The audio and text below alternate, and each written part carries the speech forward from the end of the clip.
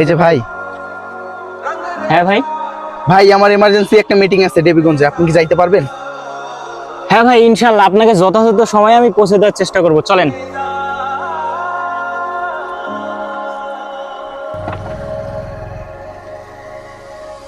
ভাই আর একটু জোরে চালান। ভাই ইনশাল্লাহ সমস্যা নেই, যথাযথ সময় আপনাকে পৌঁছে দিব। ভাই আপনি একটু দাঁড়ান, আমি একটু আসরের নামাজটা পড়ে আসি। আর ভাই আমার তো জরুরি মিটিং আছে, আগে আপনি আমাকে নামাই দিয়ে আসেন, পরে নামাজ পড়িয়েন। মাফ করবেন ভাই, আসরও ওয়াক্ত হয়ে গেছে, আল্লাহর হক আগে। তো ঠিক আছে ভাই, আপনি নামাজ পড়ে আসেন, বেশি লেট করিয়েন না আবার। ওকে ভাই, ঠিক আছে।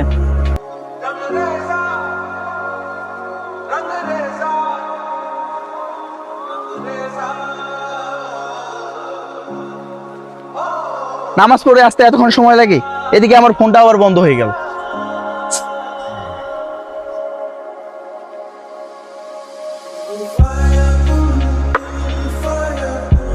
ভাই চলেন।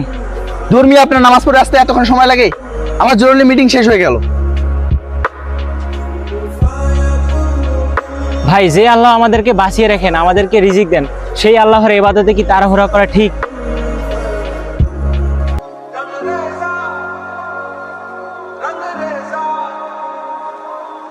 ভাই আপনি এখানে? আপনাকে তন্ন তন্ন করে খুঁজে পেলাম সব জায়গায়। কেন রে, কি হয়েছে?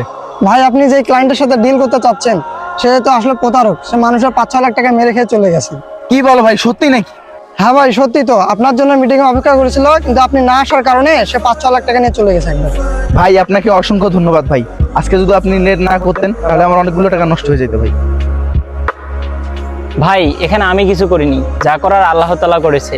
আল্লাহর হুকুম মানলে কখনোই ক্ষতি হয় না। ভাই আপনি ঠিকই বলেছেন, আমি মুসলিম হয়েও নামাজকে গুরুত্ব দেইনি।